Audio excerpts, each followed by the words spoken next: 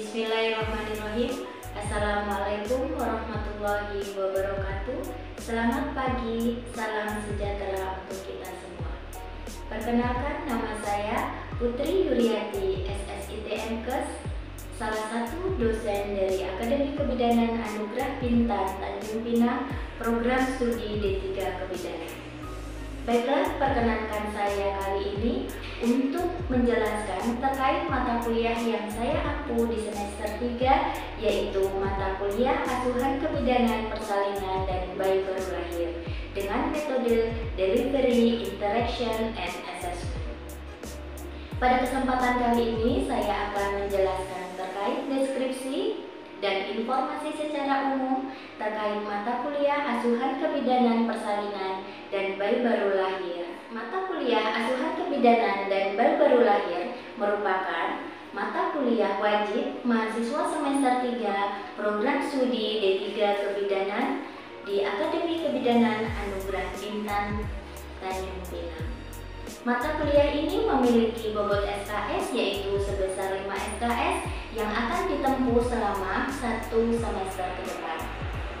Adapun deskripsi mata kuliah Asuhan Kebidanan Persalinan dan Bayi Baru Lahir ini yaitu memberikan kemampuan kepada mahasiswa melakukan role play asuhan pada ibu bersalin pada pantom dan memberikan asuhan kebidanan pada ibu dalam masa persalinan dan bayi baru segera setelah lahir dengan pendekatan manajemen kebidanan didasari konsep-konsep, sikap, dan keterampilan serta hasil evidence based. Adapun capaian mata kuliah Asuhan Kebidanan, Persalinan, dan Bayi Baru Lahir yaitu yang pertama, mahasiswa mampu menjelaskan faktor-faktor yang mempengaruhi persalinan. Yang kedua, mahasiswa mampu mengidentifikasi kebutuhan dasar ibu bersalin. Yang ketiga, mahasiswa mampu mengaplikasikan evidence based dalam asuhan kebidanan persalinan. Yang keempat, mahasiswa mampu melakukan prosedur keterampilan dasar kebidanan pada masa persalinan. Yang kelima, mahasiswa mampu melakukan deteksi dini dan komplikasi penanganan awal kegawat daruratan pada masa persalinan dan bayi baru lahir. Dan yang ketujuh, mahasiswa mampu melakukan manajemen asuhan persalinan dan bayi baru lahir. Pada mata kuliah Asuhan Kebidanan Persalinan dan Bayi Baru Lahir membahas tentang pokok bahasan yaitu yang pertama, faktor-faktor yang mempengaruhi persalinan. Yang kedua, kebutuhan dasar ibu bersalin. Yang ketiga, evidence based dalam masa persalinan. Yang keempat, prosedur keterampilan kebidanan pada asuhan persalinan. Yang kelima, tanda bahaya pada masa persalinan. Yang keenam, deteksi dini komplikasi dan penanganan awal kegawat daruratan pada masa persalinan dan bayi baru lahir. Dan yang ketujuh, manajemen asuhan persalinan dan bayi baru lahir. Untuk metode pembelajaran mata kuliah ini, saya menggunakan beberapa strategi agar mahasiswa mampu atau mendapatkan materi yang saya sampaikan dengan baik, sehingga mahasiswa mampu meningkatkan hasil belajar dan memenuhi capaian mata kuliah ini serta kompetensi yang diharapkan dalam mata kuliah ini. Adapun metode yang saya gunakan yaitu yang pertama, ceramah dan diskusi. Yang kedua, problem based learning. Yang ketiga, demonstrasi dan stimulasi. Dan keempat, life skill. Melalui ceramah dan diskusi kelompok, saya berharap mahasiswa dapat memahami konsep serta teori asuhan persalinan dan bayi baru lahir secara menyeluruh, sehingga mahasiswa dapat memberikan asuhan kebidanan persalinan dengan baik. Selain itu, saya juga akan memberikan kasus-kasus terkait persalinan kepada mahasiswa. Metode demonstrasi dan stimulasi ini saya berikan untuk meningkatkan keterampilan skill laboratorium. Yang saya berikan diberikan di laboratorium kebidanan dengan menggunakan pantom dan alat persalinan. Dengan demikian, mahasiswa mampu melakukan asuhan persalinan sesuai dengan standar yang berlaku, yaitu sesuai dengan asuhan persalinan normal, sehingga capaian mahasiswa terkait mata kuliah asuhan persalinan dan baru-baru lahir dapat terpenuhi. Sebelum saya memberikan pokok bahasan kepada mahasiswa, sebelumnya saya akan memberikan teori ya dengan metode ceramah dan diskusi serta tanya jawab, sehingga interaksi antara mahasiswa dan dosen tetap terjalin selama proses pembelajaran. Bahan ajar yang saya gunakan dalam mata kuliah asuhan kebidanan persalinan dan baru-baru lahir yaitu dalam bentuk slide pembelajaran, materi ajar, dan panduan pedoman praktikum. Untuk evaluasi hasil pembelajaran mata kuliah ini didapatkan dari kuis interaktif, penugasan baik itu secara individu maupun kelompok, kemudian ada ujian tengah semester, ujian akhir semester, dan praktikum.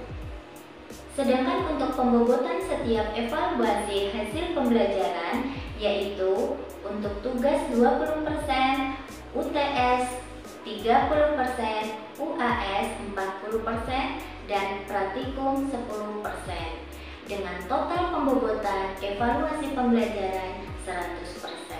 Demikianlah informasi yang bisa saya sampaikan terkait mata kuliah asuhan kebidanan, persalinan, dan baru-baru lahir ini di mahasiswa program studi D3 Kebidanan di Akademi Kebidanan Anugerah Bintan. Berikut merupakan cuplikan proses pembelajaran yang saya lakukan secara tatap muka di dalam kelas. Terima kasih.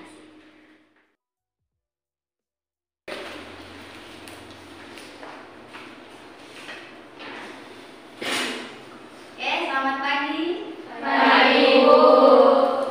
Sudah sarapan semua? Sudah.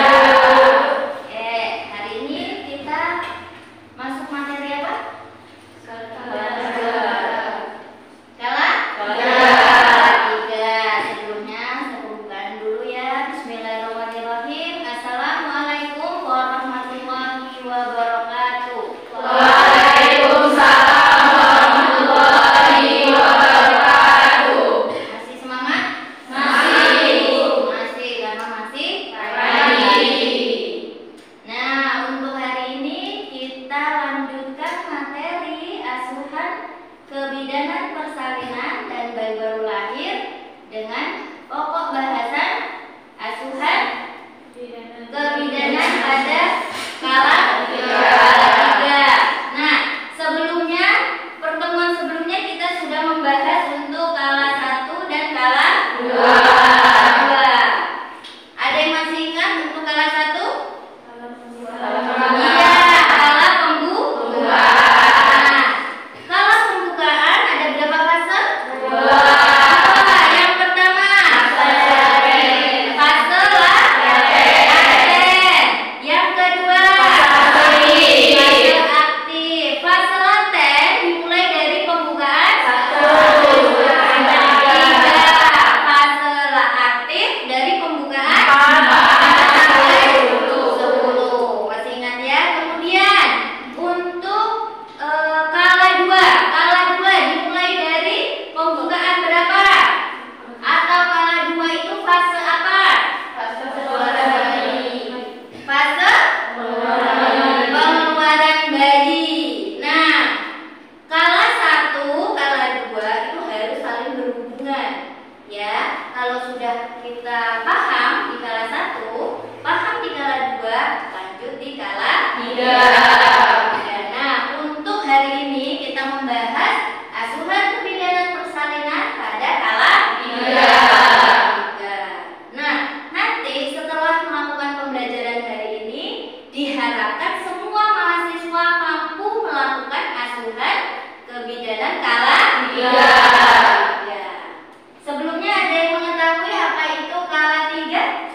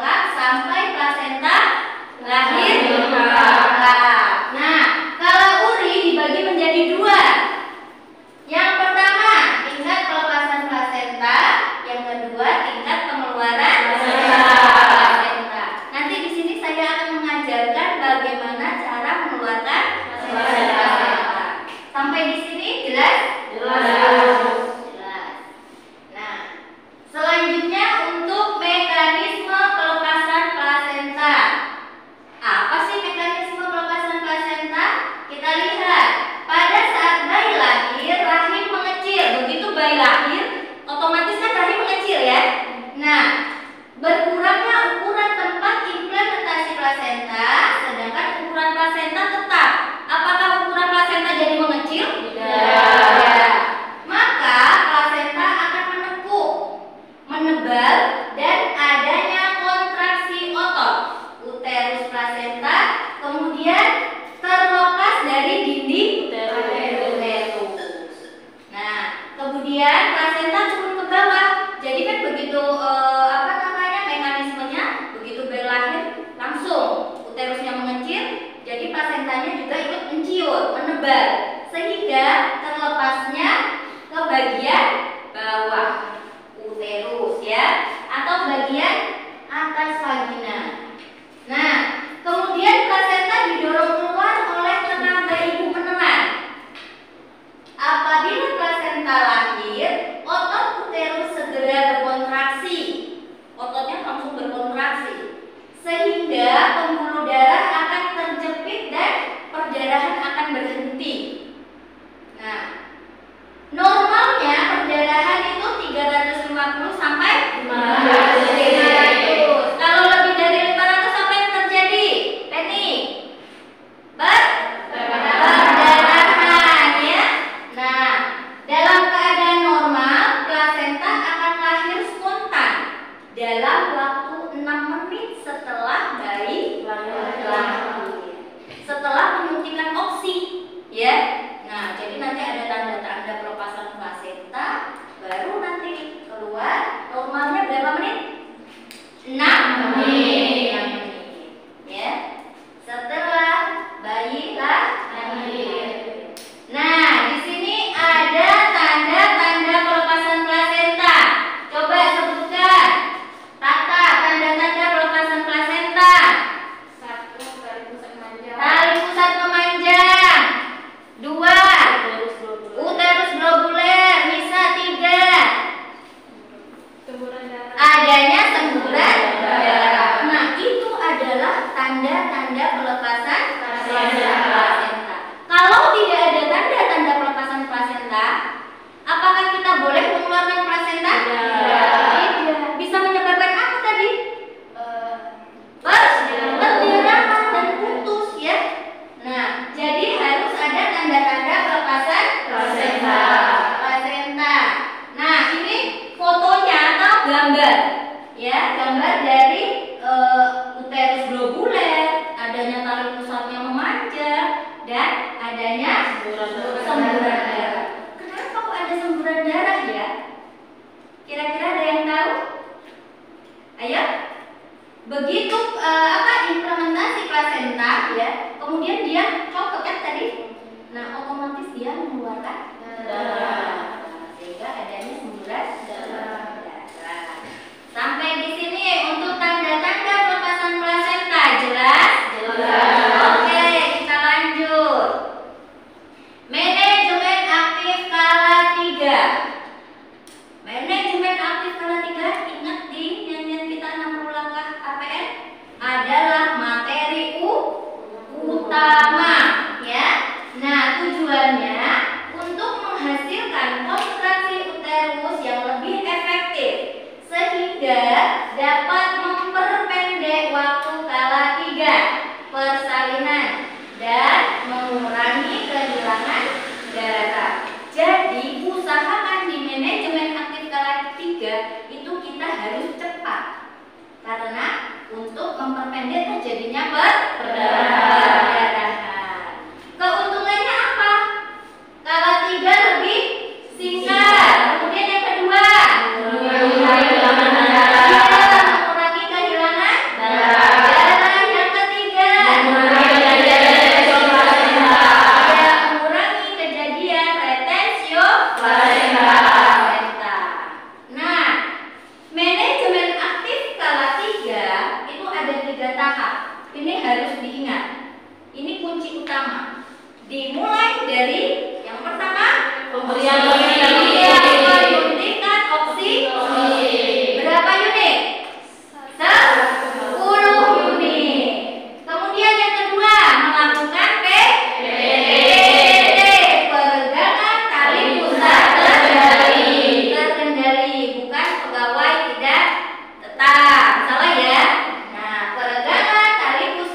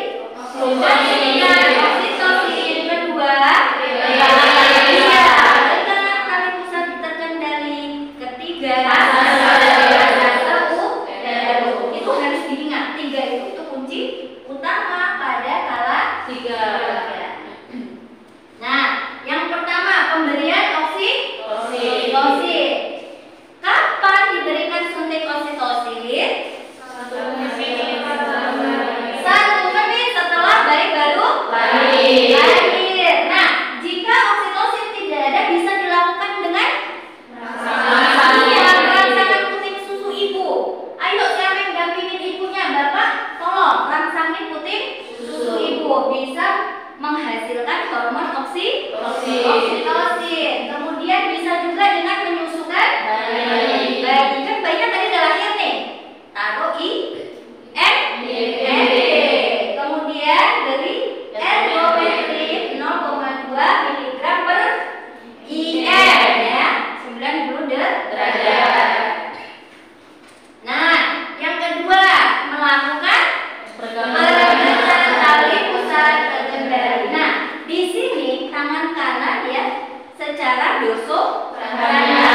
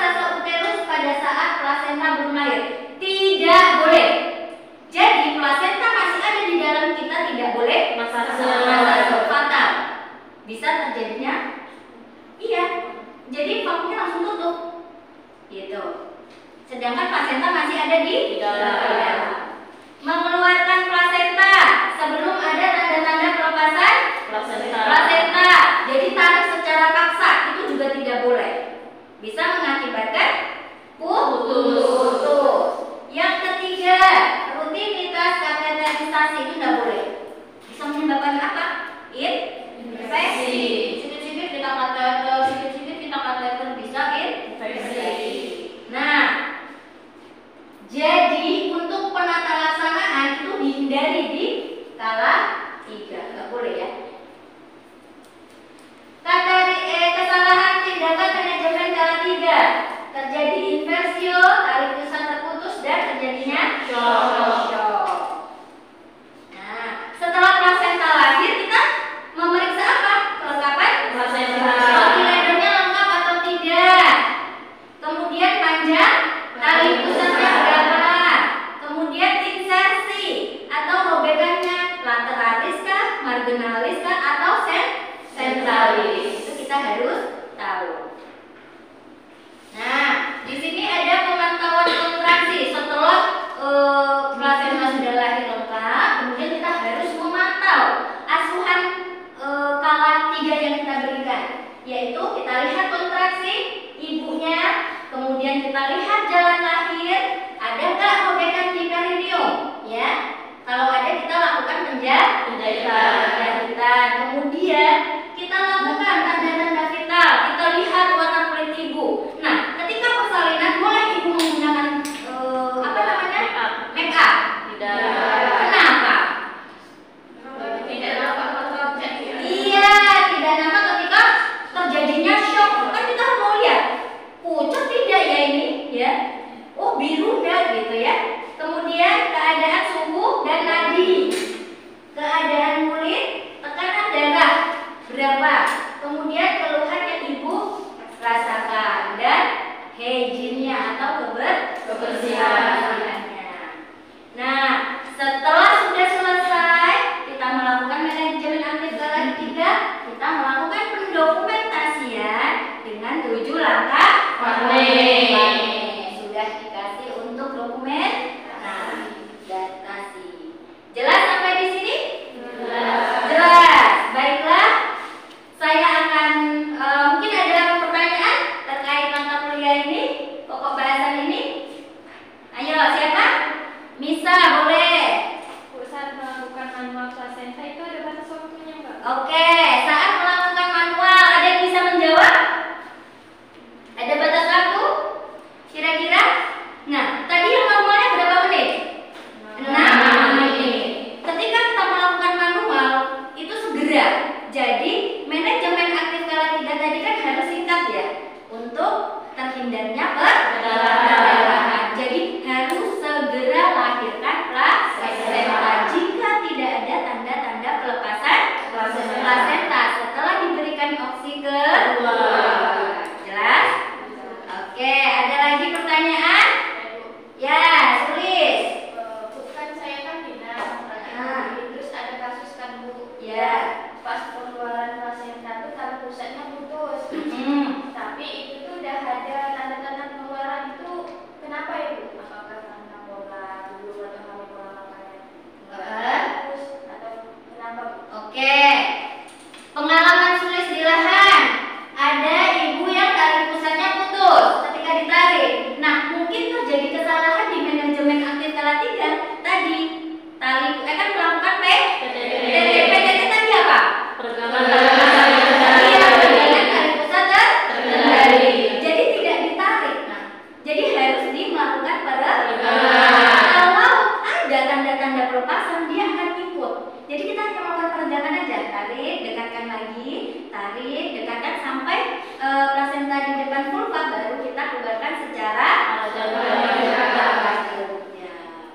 Jadi intinya tidak boleh ditarik. Jelas? Oke, mantap. Ada lagi? Cukup?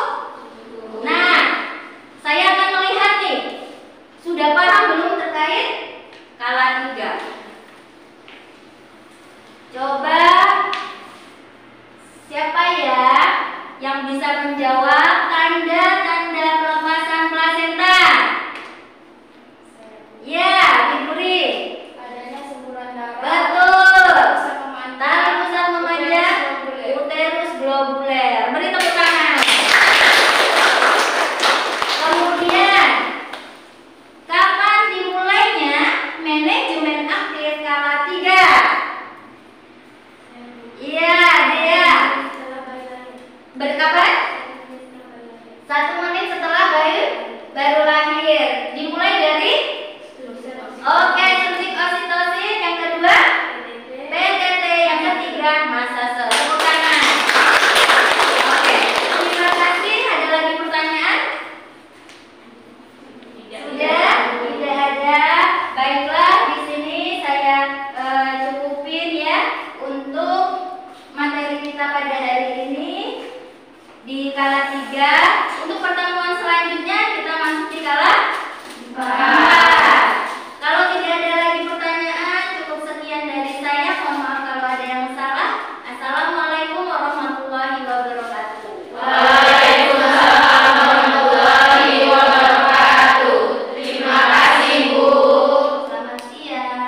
Siap.